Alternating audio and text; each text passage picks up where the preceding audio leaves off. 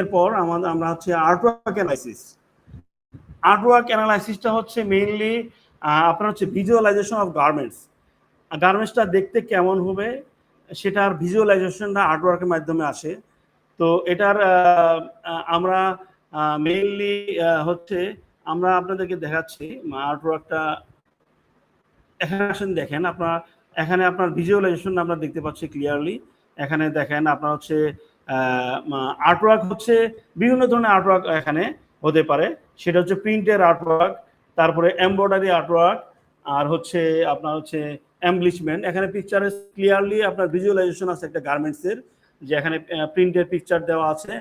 প্রিন্টের ভিউটা কেমন হবে, ব্যাক ভিউ এবং ফ্রন্ট ভিউ দুইটাই দেওয়া আছে। আপনার হচ্ছে ফ্রন্টে প্রিন্ট প্লেস করার পরে সেটা দেখতে কেমন হবে সেটার ভিজুয়ালাইজেশনটা। দেশ বিদেশের যে কোনো প্রান্ত থেকে অনলাইনে অথবা অফলাইনে কর্পোরেট ইংলিশে অ্যান্ড প্রেজেন্টেশনে নিজেকে দক্ষ করুন পিএমআই থেকে। সেটার ভিজুয়ালাইজেশনটা এখানে আপনি ক্লিয়ারলি দেখতে পাচ্ছেন।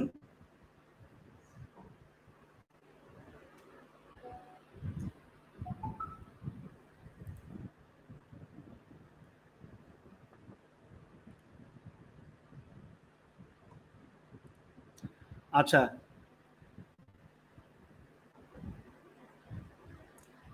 আর্টওয়ার্ক স্পেসিফিকেশনে আমরা আসি। Artwork files, ensure the files are in the correct format. এখন আমরা যে আর্টওয়ার্কটা এখানে যে আর্টওয়ার্কটা আছে, এটা রেজুলেশনটা অনেক ভালো না। এই রেজুলেশনে যদি কোনো প্রিন্ট ফ্যাক্টরিকে আমরা এই ফাইলটা তাদেরকে দেই, তাহলে তারা এখান থেকে ক্লিয়ারলি ভালো ডিজাইন তারা করতে পারবে না। এখানে দেখেন ডিজাইন দেওয়া আছে, এখানে ইনস্ট্রাকশন দেওয়া আছে আপনার আর্টওয়ার্কে কি প্রিন্ট হবে, পাপ প্রিন্ট হবে, সেমি রাবার, এখানে ইনস্ট্রাকশন দেওয়া আছে। বাট এই যে ফাইল আছে, যে রেজুলেশন আছে, এই ফাইলের মাধ্যমে প্রিন্ট ফ্যাক্টরি ভালো ডিজাইন করতে পারবে না, একজাক্ট ডিজাইনটা নিয়ে আসতে পারবে না। এই জন্য আমাদেরকে অবশ্যই এনশিওর করতে হবে যে আমাদের এই ফরম্যাটটা AI file, AI or PhD file, AI or PhD ফাইলের এই ফরম্যাটের মাধ্যমে যদি আমরা নিয়ে আসি বাইরের কাছ থেকে ডিজাইনটা, তাহলে এটার রেজুলেশন হবে অনেক হাই রেজুলেশন, এবং কি সেই প্রিন্ট ফ্যাক্টরি ডিজাইনার ওর এমব্রয়ডারি ডিজাইনার তারা ইজিলি এই ডিজাইনটা করতে পারবে, খুব সহজে ডিজাইনটা করতে পারবে।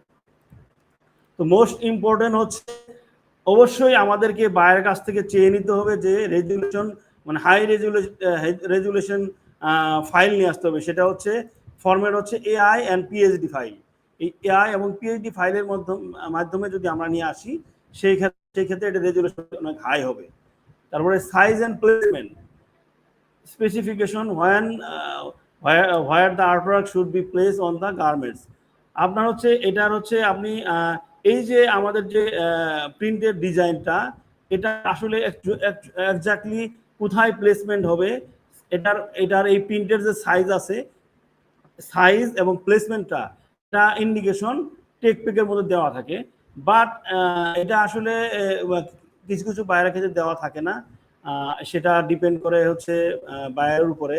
তবে আবার অনেক বাইরে প্লেসমেন্ট দেওয়া থাকে, ডিটেলস প্লেসমেন্ট দেওয়া থাকে, যে এখান থেকে আপনার হচ্ছে ব্যাকে সে হাই নেক থেকে ব্যাক নেক ড্রপ থেকে কত সিএম নিচে হবে, এবং কি ফ্রন্টের চেস্টে যে প্রিন্টটা আছে, এটা আপনার নেক ড্রপ থেকে কত সিএম, বা আরো হাই পয়েন্ট শোল্ডার থেকে কত সিএম নিচে হবে, ডিটেলস ইনস্ট্রাকশনটা আপনার টেক পেকে দেওয়া থাকে। বাট এটা অনেক বাইরের দেওয়া থাকে না। এটার জন্য মাঝে মধ্যে আমরা যেটা করি, যে আমরা এটা নিজেরাই এটা আমরা মার্চেন্ডাইজিং এক্সপিরিয়েন্সের উপর ভিত্তি করে আমরা একটা প্লেসমেন্ট দিয়ে দেই। প্লেসমেন্ট দেওয়ার পর এটা আমরা আমরা বাইরের কাছে পাঠাই, তারপরে বায়ার এটার অ্যাপ্রুভাল দেয়। বা সেখানে যদি সে আমাদের মাঝে মধ্যে তারা কমেন্টস করে যে 1 cm লয়ার, 1 cm আপার, বা বিভিন্ন ধরনের কমেন্টস করতে পারে। আমাদের এটা প্লেসমেন্ট যদি তাদেরকে পছন্দ না হয়, তারা প্লেসমেন্টটা তখন তারা এটা কমেন্টস করে। তো এটা আমাদেরকে ইয়ে করতে হয় প্লেসমেন্টটা অবশ্যই। আর যদি সেক্ষেত্রে বায়ারের কাছ থেকেও আমরা মেইলিং এর মাধ্যমে আমরা চেয়ে নিতে পারবো যে এটা প্লেসমেন্টটা তুমি আমাদের কাছে শেয়ার করতে পারো, অথবা আমরা নিজেরাই সেটা প্লেসমেন্ট করে বায়ারকে দিতে পারি।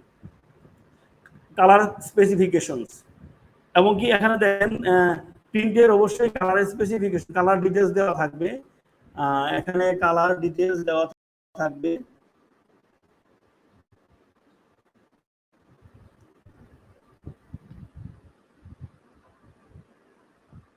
আমার এই ফাইলে আপনার হচ্ছে প্রিন্টের কালার দেওয়া নেই, এখানে আপনার সাইড দিয়ে কালার স্পেসিফিকেশন দেওয়া থাকবে, কি কি কালারের প্রিন্ট হবে, এটার ডিটেলস কালার স্পেসিফিকেশনগুলো এখানে টেক্সটবুকের মধ্যে দেওয়া থাকবে। আর আর্টওয়ার্কটা অ্যাপ্লিকেশন মেথড, অ্যাকচুয়ালি এটা কি প্রিন্টেড হবে না এমব্রয়ডারি হবে অ্যাপ্লিক হবে, সেটা টেক্সটবুকের মধ্যে থেকে আপনাকে খুঁজে বের করতে হবে যে আপনার এটা আপনার যে স্টাইলিংটা you have receive from buyer, it is actually embroidery or print or other embellishment. You have to find out from TechPack.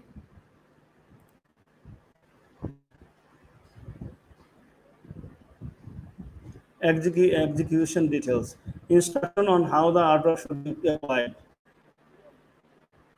Artwork কিভাবে অ্যাপ্লাইড হবে সেটার ইনস্ট্রাকশনগুলো আমাদেরকে টেকপিক থেকে দেখে নিতে হবে।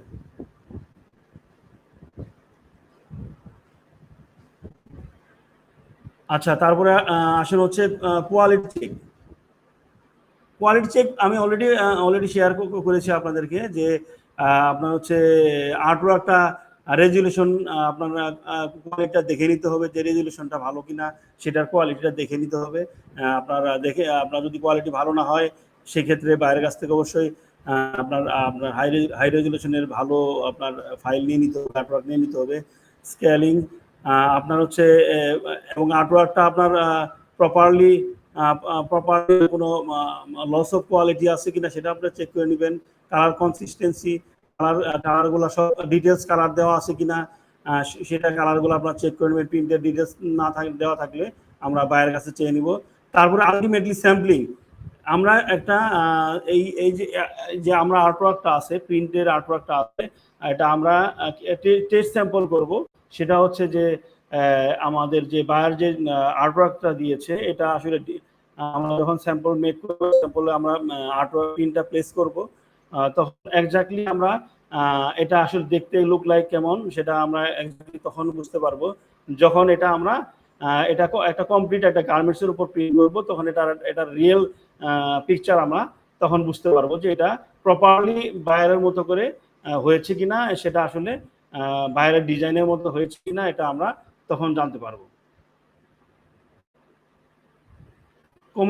কমিউনিকেশন উইথ ম্যানুফ্যাকচারার্স, আমরা যখন এই আর্টওয়ার্কগুলো আপনার ম্যানুফ্যাকচারারকে দেই, I mean print factory or embroidery factory or other embellishment factory, আমরা অনেক সময় এই এমব্লিশমেন্টের মধ্যে শুধু প্রিন্ট এমব্রয়ডারি নয়, আরও অনেক কিছু আমরা পাই।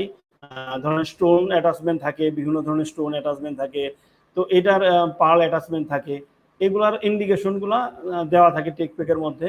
তো আমরা ম্যানুফ্যাকচারের সাথে আমরা কমিউনিকেশন করবো এই পারপাস যে এই যে আমরা এই আর্টওয়ার্ক আর অনেক সময় manufacturer I mean print factory তারা শেয়ার করে যে এটা আর্টওয়ার্কটা নট ক্লিয়ার এবং কি রেজুলেশন ভালো না, যেটা বলছি যে তারা এটার জন্য আমাদেরকে মাঝে মধ্যে যে আপনাদের রেজুলেশন আমাদেরকে ভালো রেজুলেশনের ফাইল শেয়ার করেন।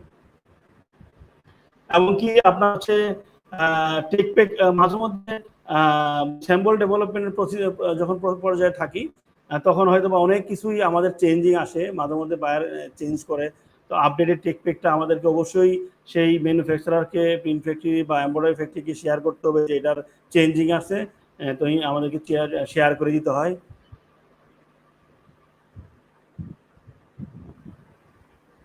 এবং কি অলওয়েজ ম্যানুফ্যাকচারারকে মানে এনকারেজ করতে হয় যে সবসময় তাদের সাথে যোগাযোগ রাখতে হয় যে কোনো ধরনের প্রবলেম সলভ করার জন্য। বিভিন্ন সময় তারা বিভিন্ন প্রবলেম ফেস করে, যোগাযোগ রাখতে হয় ওই প্রবলেমগুলো সলভ করার জন্য।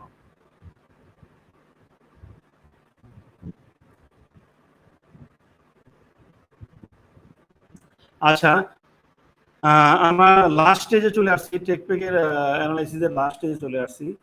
তো মেইনলি এখন আমি যেটা বলতে চাচ্ছি যে টেকপিকটা আমাদের মার্চেন্ডাইজারদেরকে যারা ফ্রেশার এখানে আছেন অবশ্যই টেকপিকটা আপনার এখন এখন যারা ভার্সিটিতে আছেন বা আহ, আহ, যারা অলরেডি ফ্রেশার হিসেবে আছেন বা ফ্রেশ হিসেবে জয়েন করেছেন বা অ্যাসিস্ট্যান্ট মার্চেন্ডাইজার বা ট্রেনি মার্চেন্ডাইজার আছেন তাদের প্রতি আমার রিকোয়েস্ট থাকবে যে আপনারা সব সময় চেষ্টা করবেন বিভিন্ন ধরনের বায়ারের টেক পেক গুলো আপনারা অ্যানালাইসিস করার জন্য। কারণ হচ্ছে এক বায়ারের টেক পেক অ্যানালাইসিস আপনি করেছেন, বাট অন্য বায়ার টেক পেকটা একটু ডিফারেন্ট হয়েছে, তারা বিভিন্ন ইনফরমেশন বিভিন্ন জায়গায় দিবে।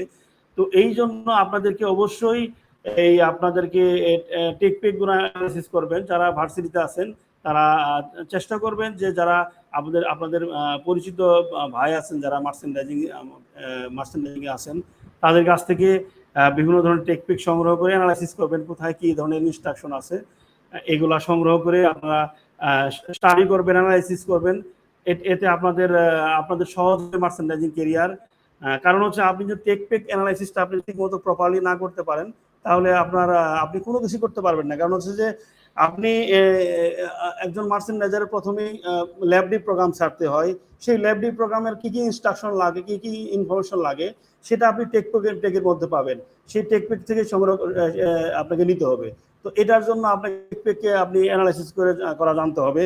তারপরে আপনি হচ্ছে স্যাম্পল ডেভেলপ করবেন। স্যাম্পল ডেভেলপ করতে হলে আপনাকে অবশ্যই টেকপিকের ভিতরে প্রথমে জানতে হবে আমাদের স্যাম্পল ডেভেলপ করতে স্যাম্পলে কি কি জিনিস লাগে সেই জিনিসগুলো আমাদের জানা। আমাদের প্রথমে জানতে হবে একটা স্যাম্পল ডেভেলপ করতে হলে প্রথমে আমাদেরকে এক নম্বরে আপনাদেরকে ল্যাবডি প্রোগ্রাম ছেড়ে দিতে হবে, ল্যাবডি প্রোগ্রাম ছেড়ে দিতে হবে। দ্বিতীয়ত হচ্ছে আপনাদেরকে অ্যাক্সেসরিজ আমাদের পিভি স্যাম্পলের জন্য বিভিন্ন ধরনের অ্যাক্সেসরিজ ডেভেলপ করতে হয়। পিভি স্যাম্পলের সাথে আমাদের অ্যাক্সেসরিজ দিতে হয়, যেমন আপনার হচ্ছে মিল লেভেল, কেয়ার লেভেলও সম্ভবত মাঝে মধ্যে অনেক বায়ার আছে কেয়ার লেভেল সহ পিভি স্যাম্পল দিতে হয়, হ্যাং টেকে দিতে হয়, অনেক কিছু দিতে হয় যেটা আমাদেরকে ডেভেলপ করতে হয়। তো এই সব জিনিস আমাদের টেকনিকে দেওয়া থাকে, এগুলো আমাদেরকে ডেভেলপ করতে হয়। তারপরে হচ্ছে যে ফেব্রিক ডেভেলপ করতে হয় আমাদের স্যাম্পল প্রোগ্রামের জন্য। স্যাম্পল ডেভেলপ করতে হলে আমাদের ফেব্রিক অ্যারেঞ্জ করতে হয়। ফেব্রিকের ইনস্ট্রাকশনটা এভরিথিং আপনি টেকনিকের মধ্যে পাবেন। সেটা হচ্ছে যে এখানে কালার ফেব্রিক এভরিথিং আপনি টেকনিকের মধ্যে পাবেন, যেটার মাধ্যমে আপনি স্যাম্পল ডেভেলপ করতে পারবেন।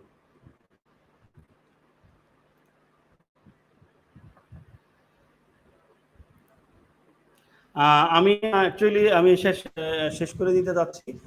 তার শেষ করার পূর্বে আমি আমি কিছু কথা বলতে যাচ্ছি যে আমি ধন্যবাদ জানাচ্ছি মার্চেন্ডাইজিং ব্রাদারহুড অ্যাসোসিয়েশনকে সুন্দর একটি প্রোগ্রাম অ্যারেঞ্জ করার জন্য।